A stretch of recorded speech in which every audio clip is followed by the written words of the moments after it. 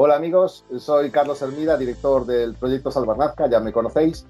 Y estamos aquí con una persona, con un invitado excepcional, ya que este señor es profesor de muchas cosas, entiende muchísimo de geología y hoy queremos hablar sobre un asunto que tiene a todo el mundo pues encandilado y mal engañado, por cierto, porque es un asunto que ha llamado mucho la atención entre el público, ya que los Nazca han hecho estas líneas geniales, estas impresionantes estructuras, y también se les atribuye unos mal llamados cerros cortados. Estos mal llamados cerros cortados se supone que son cerros que los Nazca cortaron por la mitad para hacerlos planos. En este momento pues enseñaremos algunas de las imágenes para que vosotros entendáis de lo que os estamos hablando. Pero es muy típico este error que cometen muchos sobre estos mal llamados cerros cortados, y ahora os vamos a explicar por qué no están cortados ni son cerros, ¿no? En este caso Sebastián nos va a explicar todo esto, y quiero que Sebastián nos cuente primero, para que vosotros entendáis la importancia y los avales que este señor tiene y cómo conoce la materia.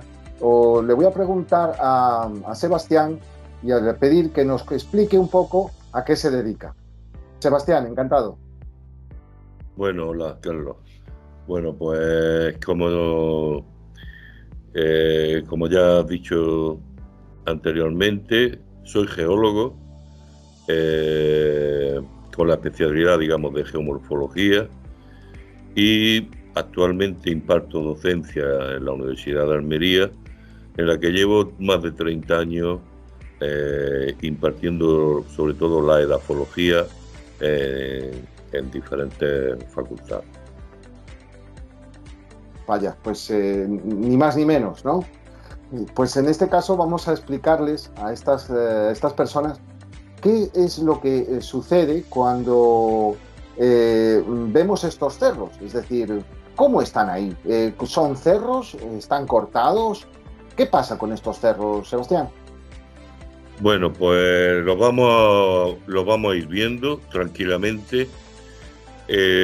Voy a tratar de utilizar los mínimos términos geológicos, pero antes de todo, antes de empezar, primero, quiero agradecerte a ti personalmente tu invitación, de estar participando a la vez en este proyecto, y también quisiera agradecer a aquellos que no conozco.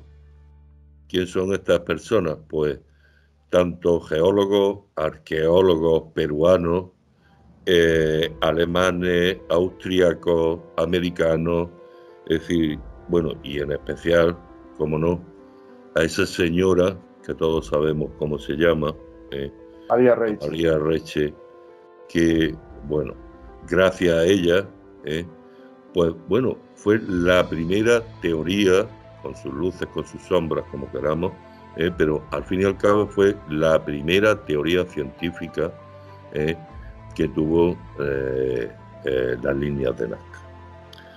Por tanto, todas estas personas a las cuales desconozco, agradecerles esa contribución, que lo que han hecho cada uno con su aportación, bueno, pues aumentar ese conocimiento de esa maravillosa cultura, ¿no?, que son los Nazca, y que, bueno, pues hoy daba comienzo, digamos, vamos a otra teoría que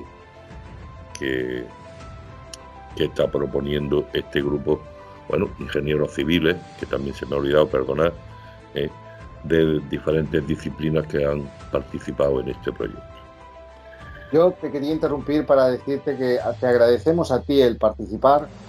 Para nosotros, para el proyecto Salvar Nazca, es un honor que estés liado con nosotros, con este amorío que tenemos, y también quiero agradecerte que le hables a nuestro público, que cada día es mayor, evidentemente, y que cada día se interesa más por la verdad sobre las líneas de Nazca y no por esto que dicen los de alienígenas ancestrales constantemente, que son extraterrestres. Por lo tanto, yo te agradezco que nos pongas los pies en la tierra, nunca mejor dicho, y nadie mejor que él para hacerlo. Con lo cual, por favor, Sebastián, ilústranos, que yo voy a estar igual que un alumno en el colegio escuchándote.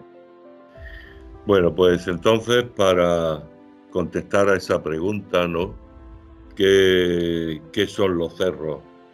La pregunta de hoy, ¿qué son esos cerros cortados? Que parece que se han cortado con cuchillo. Pues para responder a esa pregunta, lo que vamos a hacer es darle el encuadre geológico y geomorfológico y ver cómo se han formado. Y en la actualidad, digamos, lo vamos a ver al final, cuál es la situación actual de ese tipo de morfología. Para eso, sí, perdona. Estos son millones de años, ¿no? Se han formado a lo largo de millones y millones de años. ¿Cuánto tiempo más o menos? Bueno,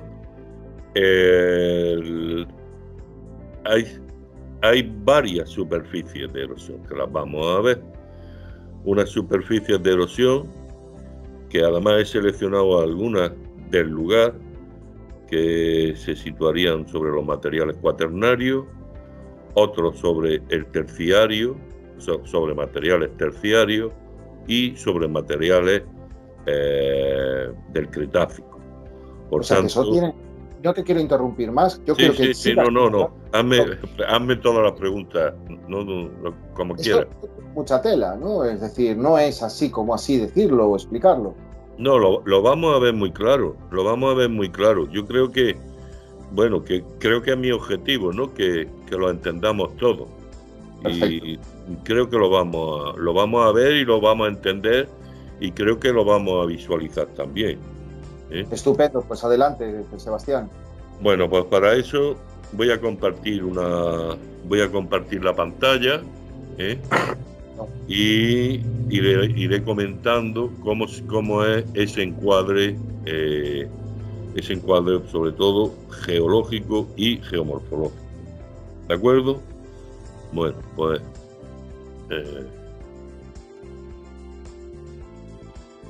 hay que, claro, tener en cuenta que estas cosas de geología no son tan sencillas. Aquí estoy yo replicado, porque estás ya compartiendo la pantalla y viendo lo que yo estoy viendo. Perdón, viendo lo que estás viendo. Ah, perfecto, aquí tenemos. Bien, pues comienza cuando quiera. Bueno, pues como estamos en Almería, pues me voy a permitir una pequeña licencia y es empezar con un cuento, con una leyenda. Y es la leyenda, la chanson de Roland del siglo XI, en la que tiene que ver mucho con Almería. Y me vaya a decir, ¿por qué? Bueno, en una de sus andanzas, en una de sus batallas, Roland llega a tierras de Almería. Y una vez que derrota, como estáis viendo en la imagen, derrota al gigante Ferragut. Una vez después de la batalla se siente cansado y necesita una mesa. Para eso, con su espada, corta una montaña y esa montaña recibe hoy día lo que llamamos Mesa Roldán. La Mesa Roldán, que es, como estáis viendo, un cerro plano, una elevación montañosa cuya cima es totalmente plana. Este tipo de relieve tan particular y tan singular, apenas buscamos bibliografía, pero ha fascinado, digamos, a todo el mundo. De forma que lo vamos a encontrar en multitud de sitios, en multitud de culturas, como leyendas. Leyendas que dan lugar o que explican cómo se formaron esos cerros planos. Aquí tenéis otra panorámica Aquí en la panorámica química de la Baja se ve perfectamente Mesa Roldán, totalmente plano. Aquí tenéis. Sí, nos recuerdan mucho a Nazca, ¿no? Sí,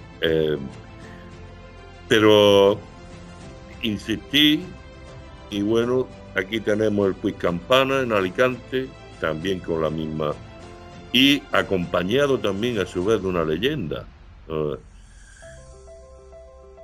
Aquí tenemos el Cerro Mesilla, en Argentina, también acompañado de una leyenda.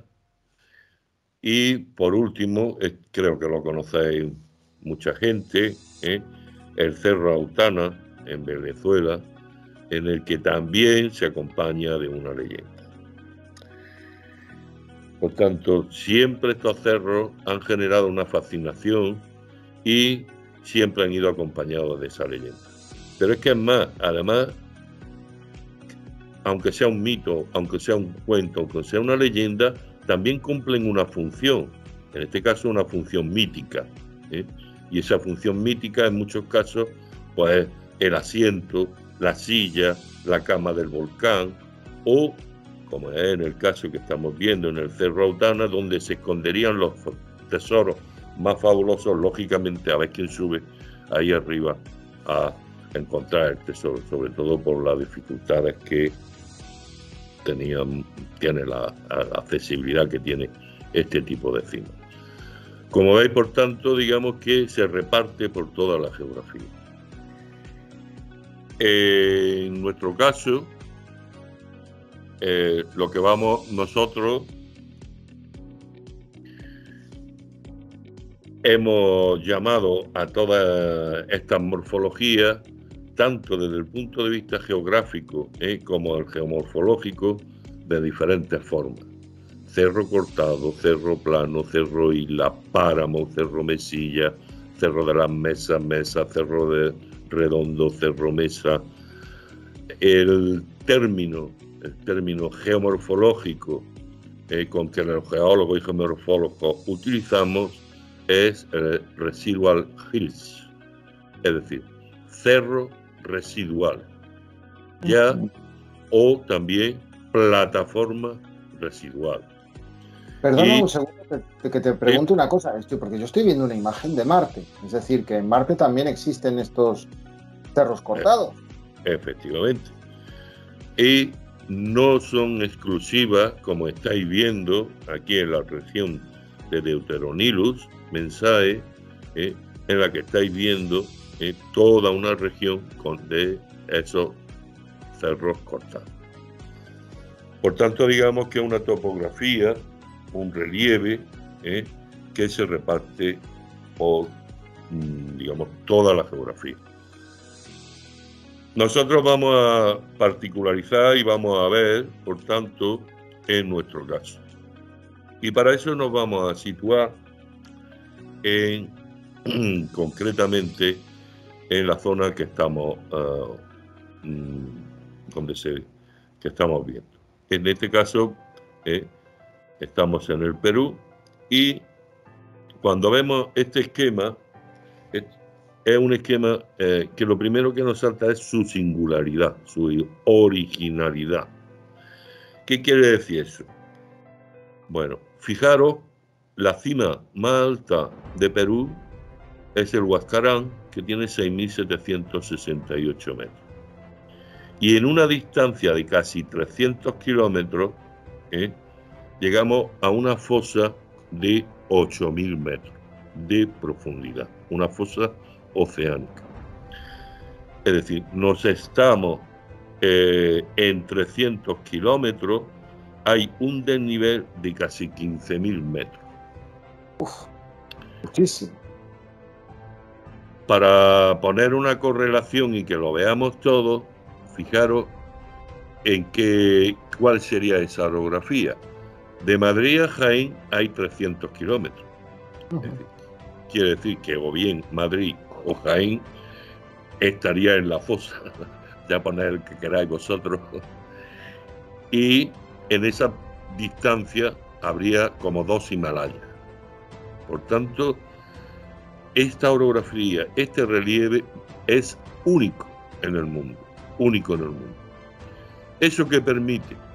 Eso permite que en el continente tengamos zona de selva, tengamos la zona de los nevados, tengamos la zona de sierra, el término que dejaron los conquistadores, en la que estarían las pampas, ahora veremos la importancia que tienen las pampas y la puna, y después los desiertos costeros. Pero hay más. En la parte oceánica tenemos una zona también muy original y muy peculiar, en la que confluyen la corriente oceánica fría de Humboldt y la corriente caliente del Niño, que creo que ya Carlos os ha contado en algunos de los apartados la influencia que ha tenido en esta escultura, la influencia que ha tenido los momentos en los que se ha producido. Pero además, perdona, Sebastián, te quería interrumpir porque sí, bueno, lo hemos comentado, pero un poco a grosso modo, ¿no? Un poco por encima, el asunto del Niño, porque pensamos que el Niño pudo haber tenido algunos efectos ante la civilización nazca, ante el final de la posible civilización nazca. Pudo haberla diezmado también, pudo haber sido pues, un cúmulo de circunstancias, ¿no? Pero este fenómeno del Niño posiblemente esté ocasionado quizás pues, por este desnivel en el terreno oceánico. Claro, efectivamente. Por tanto, digamos, la parte oceánica, es decir, distribuye lo que sería unas corrientes oceánicas muy particulares de confluencia. Eso, a su vez, también en el continente genera y lo que serían los tipos de corriente atmosférica. De hecho, fijaros que tenemos diferentes ecosistemas, los nevados, que son biotopos, diferentes ecosistemas o pisos bioclimáticos que habría, los nevados, la sierra de Pampa, los desiertos, es decir, con unas características climáticas. Todo esto está originado por esa combinación de corrientes, las corrientes oceánicas, que están configuradas por este relieve, que como ya digo, es único en el mundo. No lo vamos a encontrar en los Himalayas, ni en los Alpes, ni en los Pirineos, en ningún sitio.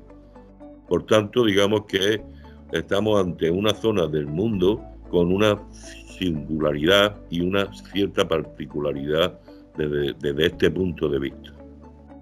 Y es un punto de vista geomorfológico, geológico. Si vamos en detalle de Pisco, desde Pisco hasta Chavicha, más o menos hasta Arequipa, la distancia que hay son de 280 kilómetros.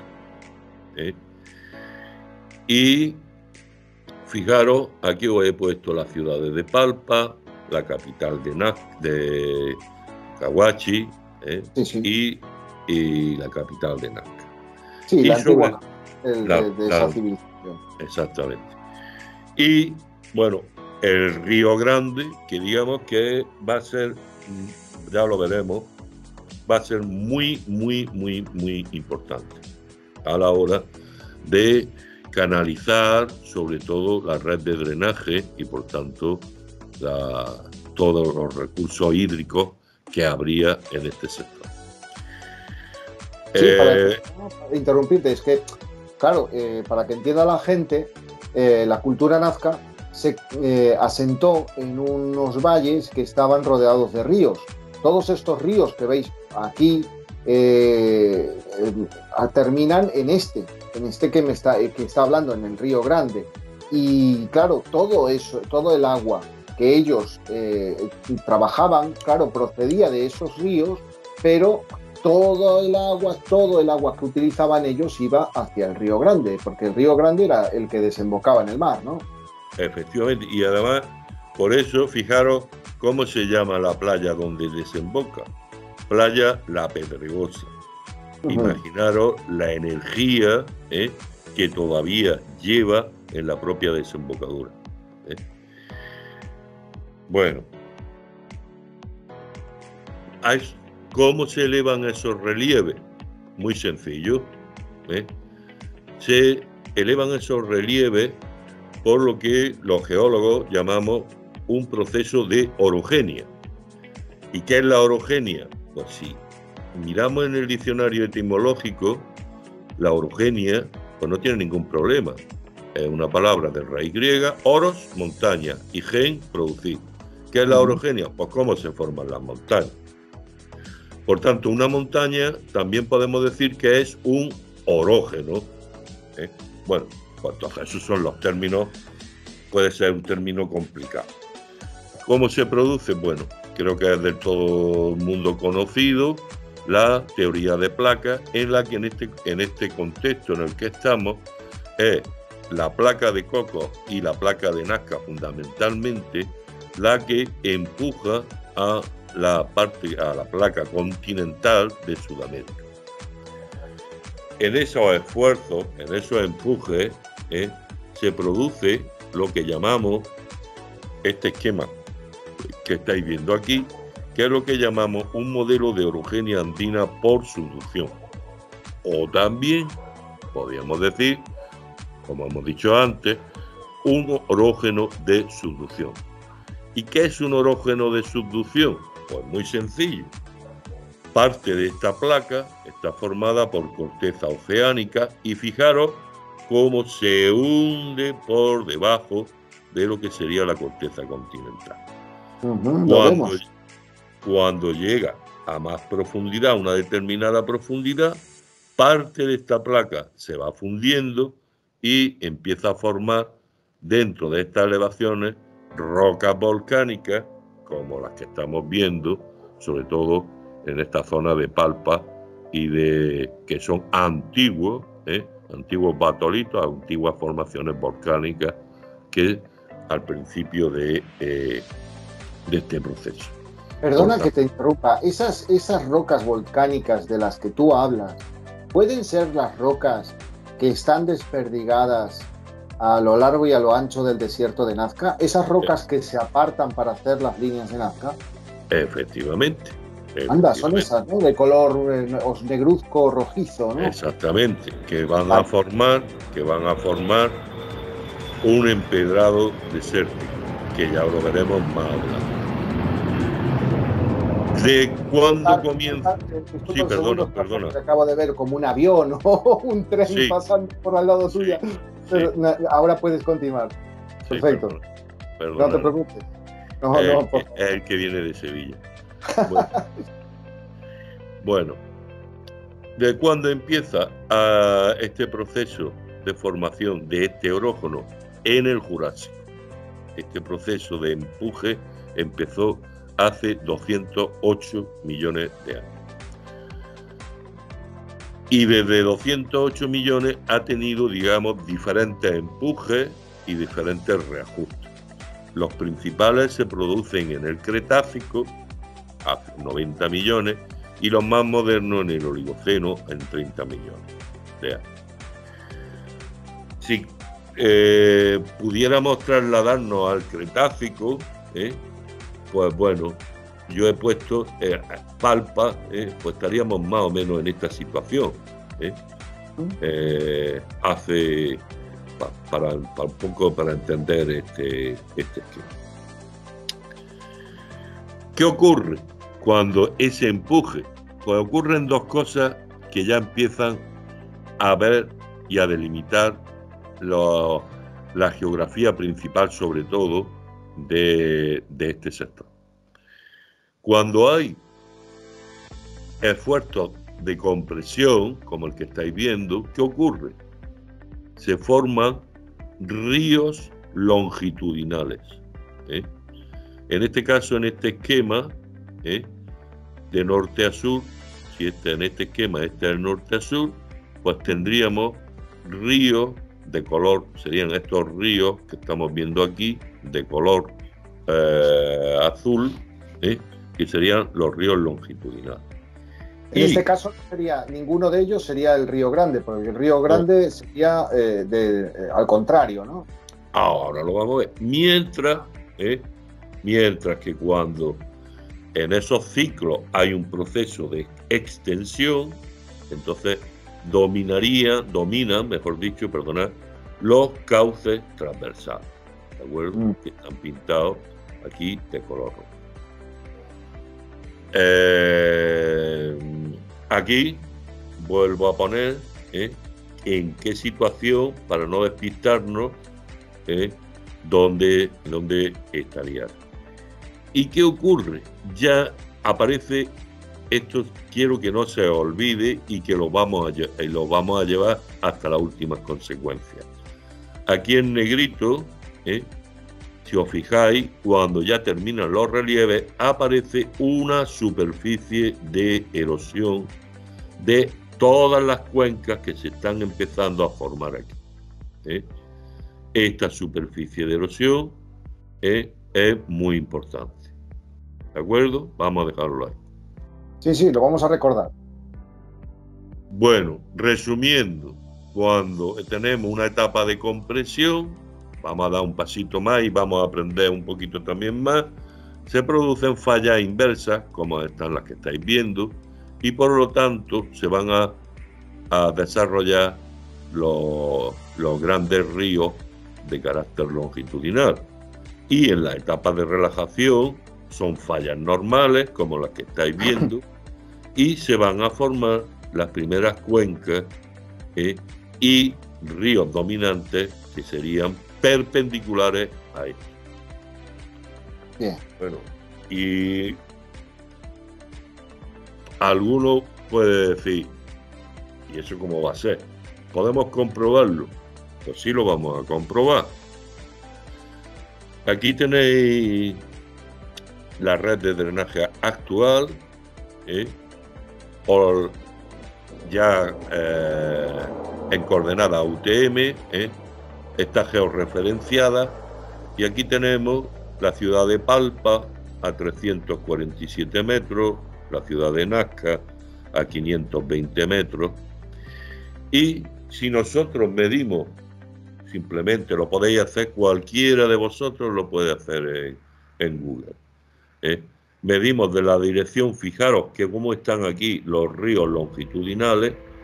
Esta dirección hoy día es norte 330 este, mientras que su dirección perpendicular, fijaros cómo todas las cuencas transversales tienen esta dirección que es norte 50 este, casi, no es exactamente, si veis, no es exactamente perpendicular, pero bueno, más o menos. Quiere decir, por tanto, que fijaros dónde se sitúan estas ciudades, siempre en donde, y bueno, y muy importante, dónde terminan las cabeceras de estas cuencas o sus cuencas, terminan en la Pampa, a 4.000 metros de altura. Aquí, como veis, aquí está la Reserva Nacional, la Pampa Galera, para los que conozcáis la zona, y por tanto, es decir, es las consecuencias, fijaros, cómo esas consecuencias que, digamos, utilizando geotectónicas, cómo confluyen, es un ejemplo, creo, geológico, en el que confluye lo que nosotros llamamos la geodinámica interna, es decir, esa placa que se hunde, eso le llamamos, esos procesos estarían dentro de, vaya.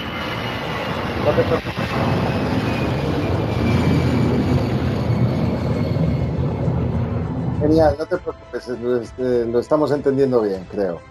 Bueno, espero que no salgan ahora por las pateras, pero bueno. Bueno, es un ejemplo, creo que magnífico, en el que la geodinámica interna de cómo esa placa se hunde debajo de la continental y la geodinámica externa, es decir, los procesos en superficie, confluyen a la vez. Uno es la causa de otro. Entonces, en este caso estamos viendo cómo efectivamente los esfuerzos compresivos dibujan esas cuencas, por lo tanto, esos grandes valles longitudinales y perpendicular a ellos los transversales. Bien, y es por donde va el agua, al fin y al cabo, ¿no? Efectivamente, que de forma que ya desde el Jurásico hasta el Oligoceno, hay lo que llamamos una segunda etapa de una orogenia activa. Es lo que llamaríamos correctamente. ¿Qué quiere decir esto? Pues también muy sencillo, y en este esquema lo podemos ver. ¿Qué ocurre? Esa elevación de los relieves que ya hemos visto tan brutal, ¿no? Pues tiende a equilibrarse, busca su equilibrio.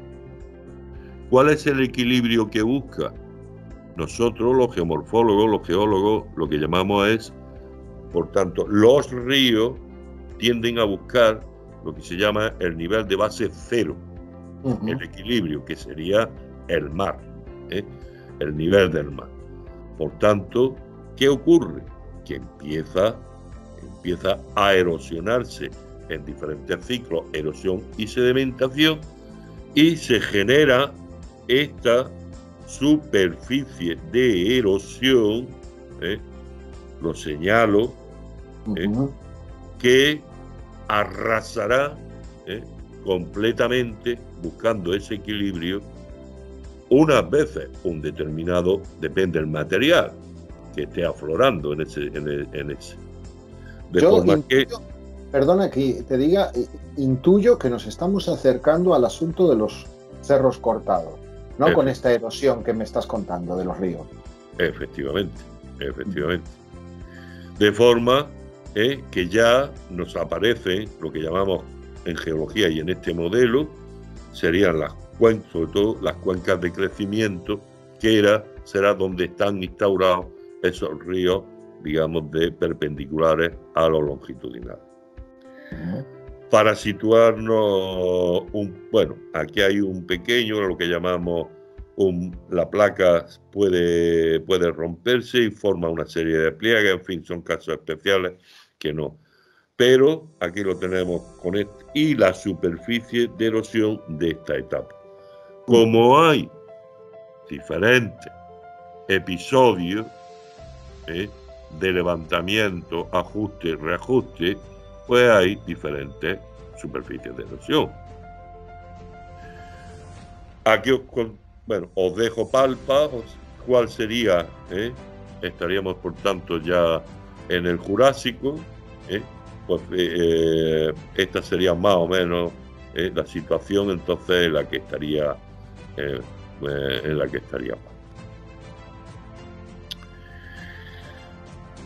Si vemos el mapa geológico del Ministerio de Energía y Minas, el Instituto Geológico del Perú, el equivalente a nuestro IGME, el Instituto Geológico Minero, pues está perfectamente, como estáis viendo, y fijaros cómo, está situado, aquí está Palpa, aquí está Nazca, y estamos viendo todos esos materiales geológicos, cuáles son esos materiales geológicos y qué tienen esos materiales geológicos. Para simplificarlo y que todos lo podamos entender, esas superficies de erosión, que sería esto que estamos viendo aquí. Aquí vemos el cerro cortado ya, por fin. Ahí el marco, el llamado cerro cortado, ¿no? Que dicen que fueron cortados por los extraterrestres. Pues en este caso, ¿qué sucede con esto? Cuenta. Sí, y además hacer un viaje estelar, a la velocidad de la luz. Próxima Centauri está a 2,5 años de luz, y llegar, cortarse y irse, ¿no? Bueno, esas superficies de erosión las encontramos en el Cuaternario, sobre todo en los depósitos pleistocenos. Las encontramos en los depósitos terciarios, fundamentalmente en unas facies es el término geológico, bueno, para que no utilizarlo, materiales que allí los geólogos peruanos le han denominado formación Paraca y formación Caballa, en el puerto de Caballa, que son una arena blanca. Y también en el Cretácico inferior, también lo que es la formación Copara, con unas también arenas margas. Es decir, en estos tres, por lo cual nos está indicando que hubo tres grandes episodios de reajuste de los relieves, tenemos superficies de erosión. Pues os pongo este ejemplo de allí. Esta es la carretera que va al puerto de Caballa. Esto que estáis viendo aquí es Río Grande, aquí lo tenéis. Y fijaros, bueno, son 5 kilómetros la magnitud que tiene, lo que se llama la Loma de Maínza, y fijaros cómo se ve perfectamente ese cerro cortado. Se ve perfectamente. En este caso, estos materiales de color marrón oscuro, si miráramos en el mapa geológico, veríamos que nos ponen una asignación con unas letras que se corresponderían a materiales cuaternarios, es decir, materiales de origen fluvial, y estas arenas blancas que estáis viendo sería el terciario inferior, sobre todo lo que hemos denominado la formación Paraca y la formación Caballa.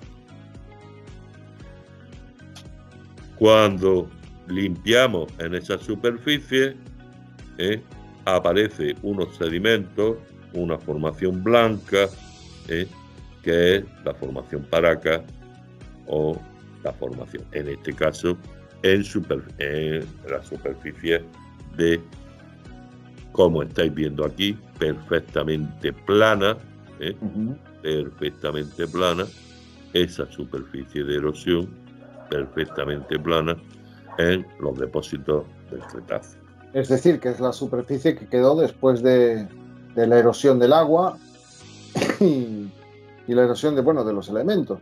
No, más o menos, pero lo vamos a decir todavía mejor. ¿Cómo se individualizan esos cerros?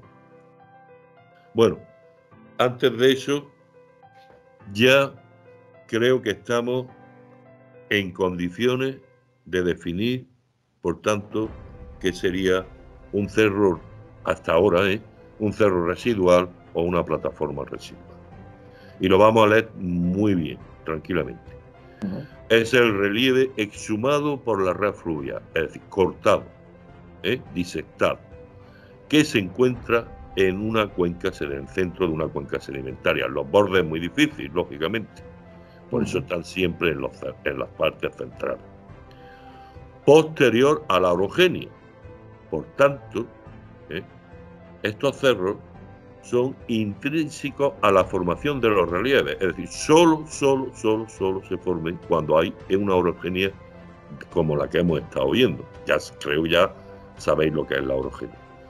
Y fijaros una cosa muy importante, por lo que no han sufrido ninguna deformación orogénica posterior, es decir, después se han quedado colgadas, están colgadas en una cota superior y no les ha afectado todo lo que haya podido pasar después, a esas superficies no le ha afectado absolutamente. Por lo tanto, por eso también los geólogos y los geomorfólogos le llamamos superficie relicta de una antigua superficie de erosión originada en la segunda etapa de formación de un orógeno y será la superficie más antigua con respecto a los procesos actuales. Si la comparamos. Sí, dime, Carlos, no, dime. A riesgo de cometer errores, en este caso lo que puedo entender es que esta superficie pues, fue erosionada en su momento Luego fue erosionada por los lados, este cerro, por ejemplo, ¿no? Fue erosionado por los lados y luego quedó exactamente igual, quedó inmutable al paso del tiempo, ¿no? Ese centro cortado, esa superficie plana del centro que está cortada, que parece cortada, quedó exactamente igual, Sí, porque ya no fue más erosionada, ya que el efe- agua iba por otro lado, ¿no? efectivamente, Mm, efectivamente. Es decir, esa superficie, por eso utilizamos el término relicto, que creo que es el más adecuado, y mm, que son superficies. Hay superficies, digamos, también realistas desde el punto de vista de la orogénesis, como son los escudos bálticos, el centro del Sáhara, Brasil. Son superficies que no han sido afectadas después desde el precámbrico, es decir, desde hace 500 millones de años. Están vaya, tal como están. Pues en este caso, bueno, pues son del Cretácico. Del Cretácico. impresionante. Pueden estar formadas. ¿Y de qué están formadas? Pues de los materiales geológicos. ¿eh? En algunos casos, esas superficies, como hemos visto, están protegidas porque el material, digamos, presenta mayor dureza, mayor resistencia a la erosión. En otros casos no. Y pues pueden ser rocas sedimentarias, rocas volcánicas, como se está bien, como se ven. Dependerá de los materiales geológicos que tiene esa cuenca. Claro, es decir, si hay materiales más blandos, pues son más erosionados, si hay Efectivamente. materiales más duros, pues resisten y ahí quedan, ¿no? Exactamente. Y cómo, y ya, ahora vamos a ver, y cómo se individualizan cuando los procesos, cuando los procesos de erosión fluvial diseccionan estas plataformas estructurales por procesos de erosión remontante, cuando esas plataformas son afectadas por la erosión remontante, se originan estas formas residuales individualizadas de cima plana y alejadas del resto de los materiales geológicos semejantes. Es decir, la individualización de esos cerros se produce por una posterior, buscando siempre ese equilibrio que hemos dicho, se continúa buscando ese nivel de base. El resultado de esa erosión, el primer efecto de la erosión remontante, por tanto, es esa individualización. Fijaros, aquí tendríamos un cerro testigo, aquí ya tendríamos un cerro plano, o llamar, depende la denominación del lugar, como hemos estado viendo. Ahí se ve perfectamente cómo se va formando, cómo el río va formando Exactamente. Bueno, esa zona. Sí. os he puesto cómo sería esa erosión remontante. Aquí tendríamos esa superficie de erosión, o de esa cuenca intermedia que hemos visto en el esquema, en el que, fijaros, va haciendo una cabecera cada vez y el río va retrotragando, o sea, hacia atrás, y produciendo esa erosión remontante. Con lo cual, al final, lo que hace es individualizar esos cerros. Bueno, Y esto se ve aquí, mucho en la zona norte, ¿no? Tengo entendido. En la zona norte de Nazca yo veo mucho este tipo de formaciones, incluso más, más evidentes, porque hay zonas en Palpa que parecen completamente cortadas. efectivamente. Bueno, como erosión remontante incipiente,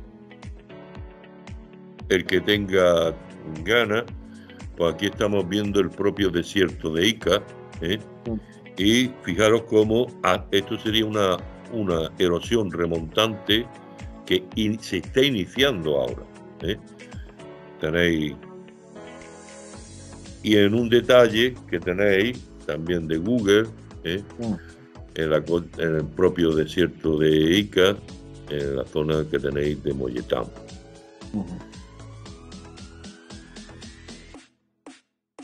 No, Ahí ya llegamos a la zona. Esta es la zona de Palpa, por cierto. Esto lo reconozco yo. Tiene que ser zona cercana a Palpa esta. bueno, No sé si Palpa Sur, Palpa Norte, no sé por dónde anda, pero por la formación. bueno, esto es la famosa cresta de Sacramento. Y bueno, pues este sería, digamos, aquí en esta ortofoto de unos geólogos, geógrafos alemanos, Markus Reindel, de 2003. Aquí nos resume perfectamente, digamos, el final, ¿no? El final. Esta ortofoto, ¿qué hace la ortofoto? La ortofoto aumenta la longitud vertical, entonces exagera la dimensión vertical. Sí, el relieve del terreno.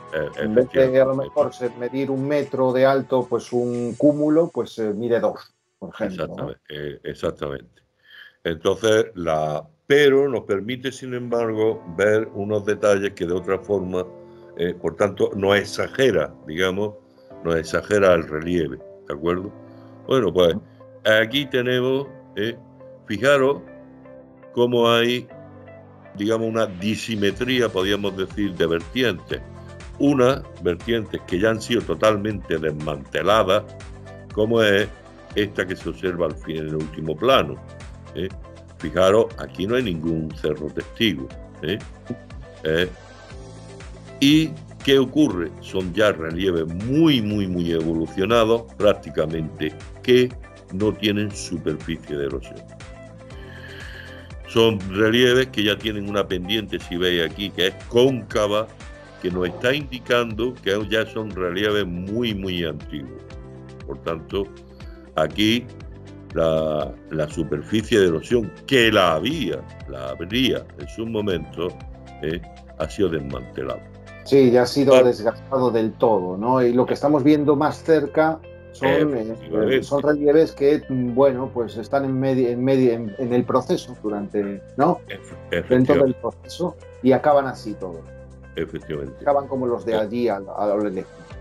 Después tenemos el valle, y a continuación ya sí tenemos una superficie de erosión conservada, individualizada, en la que, fijaros cómo este sería el camino que ha ido recorriendo la erosión remontante, y fijaros cómo ya las cabeceras de la erosión remontante casi están mordiendo ya, están atacando, digamos, esa superficie. Esa superficie plana. Esa superficie plana, o ese cerro que está cortado a cuchillo, que es una superficie de erosión. Pero una vez que no vamos a hablar ya en este capítulo, todavía hay un proceso más en esas superficies ya, que es la acción del pavimento desértico, que contribuye todavía más a nivelar todavía más esa superficie. O sea, la deja ya totalmente plana. Bueno, es un proceso que lo veremos más adelante. Y fijaros cómo estas superficies todavía conservan superficies, o sea, laderas planas, es lo que llamamos glacis.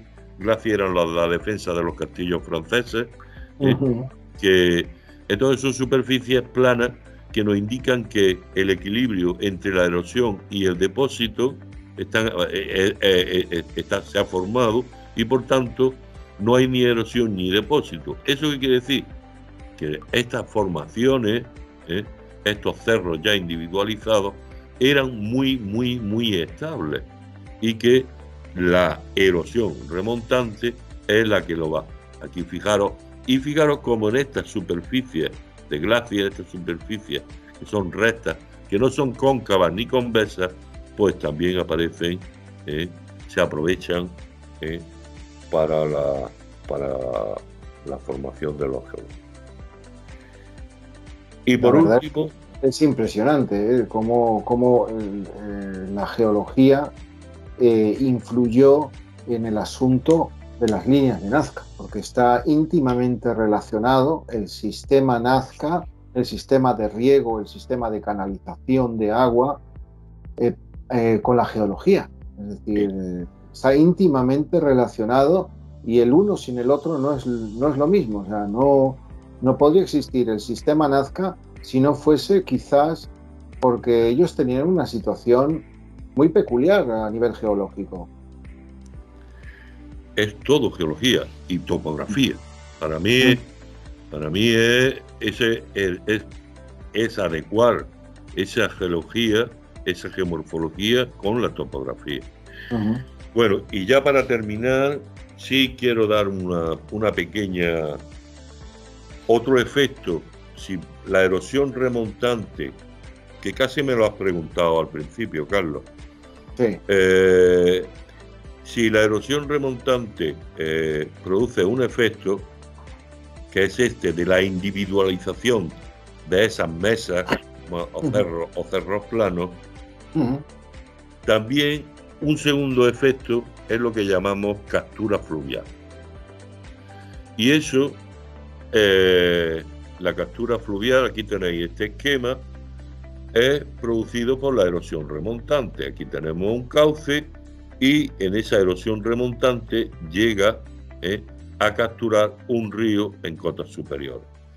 ¿Cómo se identifica y cómo sabemos que ha sido capturado? Pues por un cambio de dirección brutal de 90 grados en el río de captura. Cuando en el mapa de estos geólogos, en el que hemos visto antes, en el de Marcus Reynolds, superponemos los codos de captura en el Río Grande, que están señalados aquí con nuestros puntos rojos, qué casualidad que todas las ciudades Nazca están en un codo de captura. Yo, perdonadme, bueno, y fijaros que hay otros codos de captura en zonas donde hoy día no se han encontrado ninguna ciudad. Yo cuando veo esto, no es ninguna casualidad. No, el emplazamiento y la ubicación de las ciudades Nazca no es ni muchísimo menos al azar, está perfectamente manipulado. No, es que está relacionado con la geología y está relacionado íntimamente con el paso o el transcurso del agua. Ellos querían aprovechar los recursos hídricos y es un tema que todavía no nos hemos metido en materia, explicarle a la gente pues en qué consisten las líneas de Nazca, para qué servían. En esto estamos, en eso vamos a ir, porque hemos hablado pues de cosas anteriores, ¿no? De dónde están, cómo son, cosas más básicas antes de meternos en materia, porque ahora nos vamos a meter. Pero es muy interesante ver cómo ellos desviaban. No quiero hacer un spoiler, ¿no? Perdón, no quiero hacer un spoiler, pero quiero que entienda la gente que es muy importante cómo ellos desviaban el agua. Querían llevarla. El agua siempre va por las zonas bajas, por las cuencas de los ríos, ¿no? Por las zonas bajitas. ¿Qué sucede? Ellos querían desviar el agua de esas zonas y la querían llevar por las zonas planas. Claro. Ellos tenían una fijación total en llevar el agua a través de esas zonas planas. ¿Para qué? Pues evidentemente pues, para hacer unas canalizaciones correctas y para hacer unos campos de cultivo que ellos luego aprovechaban ese agua pues, para plantar. Pero lo más importante es que está íntimamente relacionado con la geología que tú nos has contado. Yo creo que quedó bastante claro que por qué están planos. Espero que que se haya entendido este encuadre geomorfológico, y porque creo que explica también muchas cosas, pero para mí lo más importante, ¿sabes, Carlos? Es que en ningún modo se puede menospreciar a esta cultura. Estas culturas tenían un conocimiento del medio físico y del entorno que yo creo que se ha perdido. Se ha perdido hoy día, y creo que cuando ves estas cosas, dices, que estamos recuperando, creo que un conocimiento perdido, pero sobre todo en el que confluye, ¿no? El entorno físico, bueno, y su conocimiento, cuidado, y su conocimiento, porque sí. Esto no lo hoy día pocas personas son capaces de percibir, digamos, hoy día, lógicamente, ¿no? Con el modo que estamos viviendo. Bueno, pues por mí, Carlos, espero haber podido responder a tu pregunta. Y bueno, si tienes alguna... Yo no tengo más preguntas. Yo lo único que sí que se me ocurren son comentarios, porque se nota cómo han conocido el sitio donde vivían, cómo ellos han tenido la experiencia para poder realizar ese sistema generación tras generación, para ir depurándolo, para ir evolucionando esa técnica que tenían ellos. Es importantísimo entender eso para entender que no fueron extraterrestres los que llegaron y les dijeron, mira, esto se hace así, porque se ve que ha sido evolucionado día tras día, año tras año, generación. Es muy importante. Y con mucho esfuerzo, y con mucho esfuerzo. Un esfuerzo infinito, miles de personas trabajando, partiéndose la espalda, pero los capataces que realizaban eso, los que realizaban los planos topográficos, porque tuvo que haber, y hay gente que decía, oye, no, pero ¿cómo pudo haber planos topográficos en esa época? Mira, había algo, porque las líneas de Nazca están ahí, y esas líneas sin planos topográficos de algún tipo no se podían haber hecho. Es decir, ellos tenían que saber cómo era la orografía del terreno, por supuesto, el relieve, para que me entienda todo el mundo, el relieve del terreno, cómo era la cartografía, para poder crear esos sistemas que conducían el agua, que aprovechaban el agua de la escorrentía, porque esto se mezcla mucho pues con la escorrentía. Entonces, cuando hablamos de las flechas gigantescas, están íntimamente ligadas a la escorrentía, porque lo que servían esos triángulos gigantescos era para conducir el agua y domar ese agua que venía en tromba. Flujo, claro, flujo de barro. Sí, claro, y ellos utilizaban el sistema Venturi, que es un sistema que lo que hace es que cuando ese canal por el que va el agua pues se va ensanchando, por ejemplo, estamos hablando en 2D, no estamos hablando de una tubería cerrada, estamos hablando de una piscina, es decir, un sitio abierto, un canal abierto. Entonces, cuando se va abriendo, ese agua va ralentizándose, y cuando se va cerrando, ese agua va aumentando el caudal. Es decir, se disminuye y se aumenta el caudal a medida de que o se abre el canal o se va cerrando. Y eso es una ingeniería, como tú decías, excepcional. Totalmente excepcional.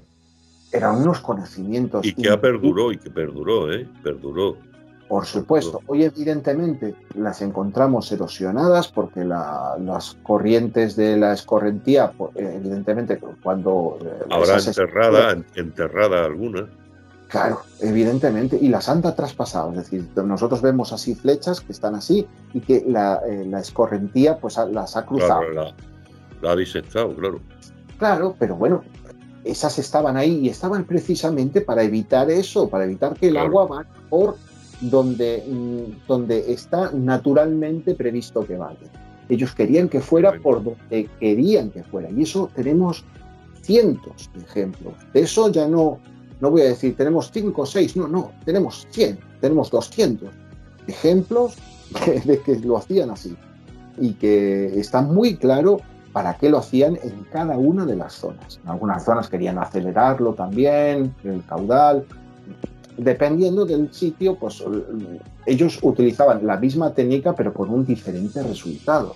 ¿Por qué? Porque ellos pretendían hacer cosas diferentes porque la circunstancia era diferente. Pero esa técnica era la misma y eso es lo más interesante y me gustaría que en un futuro poder explicarlo en estos posteriores vídeos que vamos a hacer. Yo creo que estos vídeos que estamos haciendo, y quiero que decírselo a la gente, creo que lo vamos a meter en una categoría especial, porque es una categoría que te explica la geología de Nazca al máximo nivel para que la gente lo pueda entender. Si hay señores que siguen diciendo... Espero conseguirlo. No, si lo conseguirás. Y es más, yo te digo, incluso he visto hace un poco un vídeo de un chico que ha hecho un vídeo que dijo, sí, definitivamente, hace un mes, Entonces, es decir, nosotros hemos sacado el artículo científico hace un año y este chico pone, definitivamente las líneas de Nazca son extraterrestres. O sea, como si que no existían, ¿no? Me parece estupendo, pero si no se quieren enterar de la verdad, se van a perder un sistema que puede salvar millones de vidas en el mundo, porque este sistema va a valer no solo para regar los campos en los desiertos, sino para evitar derrumbes en zonas muy húmedas, para evitar encharcamientos de los cultivos, para evitar tantísimas cosas, o para controlar el agua superficial del terreno. Y eso es tan importante que va más allá de lo que podemos nosotros pensar en un principio. Esto tiene 1000 aplicaciones y hoy en día la ingeniería civil ya lo sabe, ya lo conocemos, ya sabemos hacerlo y conocemos el sistema Nazca. Si hay algunos que siguen queriendo decir, oiga, mire, son extraterrestres, me parece estupendo, perfecto, pero están negándole la vida a muchísima gente, están siendo responsables de que mucha gente siga muriendo. Pues siga muriendo pues porque le viene una tromba de agua y le barre la casa, o le viene también menospreciando un poco el conocimiento humano. Sí, ¿no? Bueno, pero eso no es lo y la labor de tanta gente y gente que ha contribuido al conocimiento científico también, creo, ¿no? Sí. No, vamos a ver, trabajos como la italiana, como los americanos, como tantos otros que han llegado a Nazca, como María Reiche, de todos que han llegado a Nazca, y todos tenían razón, su parte de razón, porque todos decían, unos tienen relación con los pozos, otro que tiene relación con túneles exteriores, tiene relación. Otros como María Reiche, que tenía relaciones con las diferentes épocas del año, porque era un calendario astral. Es que sí tenía razón, porque hay partes que era necesario saber el momento de la siembra y de la cosecha en cada uno de los pueblos.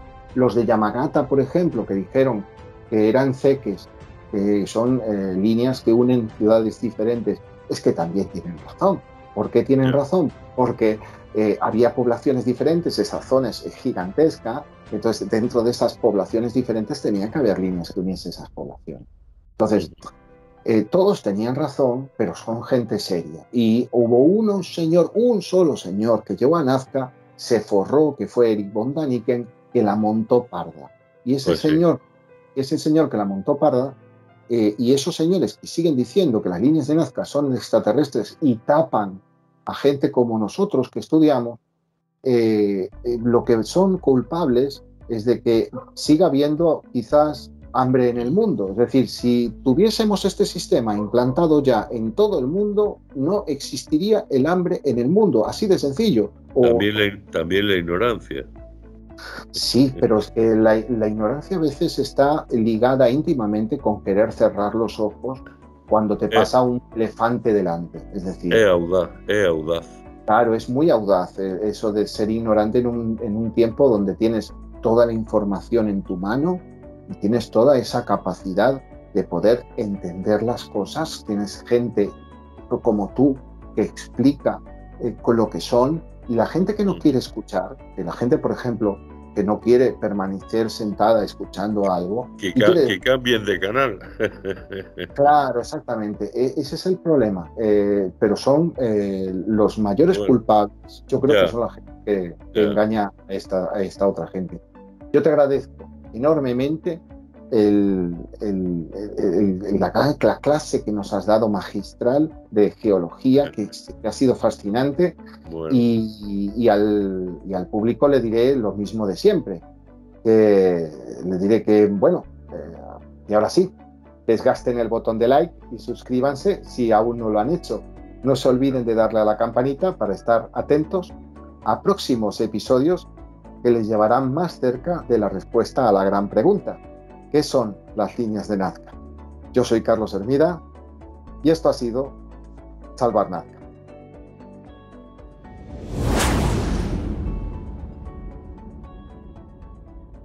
Solo en YouTube.